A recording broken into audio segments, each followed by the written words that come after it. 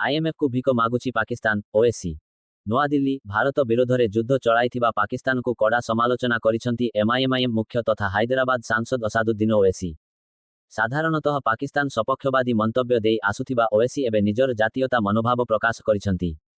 भारत सहित युद्ध चलाइथिबा बेले पाकिस्तान आंतर्जातिक मुद्रा पांठी आईएमएफ को ऋण मागिछि। आईएमएफ पाकिस्तान को $100 बिलियन ऋण अनुमोदन करिछि। युद्ध समय पाकिस्तान आईएमएफ को ऋण आवेदन करबाकू ओवैसी भिक मागिबा बोली कहिसंती। ओवैसी कहिसंती जे पाकिस्तान एक ऑफिशियल बेगार। अन्यपटे आईएमएफ पाकिस्तान को ऋण अनुमोदन करबाकू मध्य ओवैसी समालोचना करिसंती। आईएमएफ को से इंटरनेशनल मिलिटेंट फंड बोली विवेचना करिसंती। पाकिस्तान को पांठी देबा लागी अमेरिका जर्मनी और जापान भली देश किपरि राजी हेले बोली से प्रश्न करिसंती। ओवैसी कहिसंती जे पाकिस्तान इस्लाम धर्म को नहीं अपप्रचार करुछि। पाकिस्तान इस्लाम धर्म नाम शांति भंग करने पूर्वक हिंदू और मुसलमान मध्य शत्रुता सृष्टि करुछि। पाकिस्तान आमको भारतीय मुसलमान अंकु इस्लाम धर्म संपर्क में शिक्षा देवार आवश्यकता नहीं। ओवैसी आहुरी कहिसंती जे विश्व समुदाय पाकिस्तान ठारू परमाणु अस्त्र प्रत्याहार करिनेबा दरकार।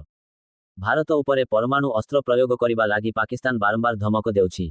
तेणु पाकिस्तान परमाणु अस्त्र रखिबा लागी योग्य कि नुहे ताहा विश्व समुदाय विचार करिबा पूर्वक एहाकू परमाणु अस्त्र निरस्त्रीकरण करिबा दरकार बोली ओवैसी कहिसंती।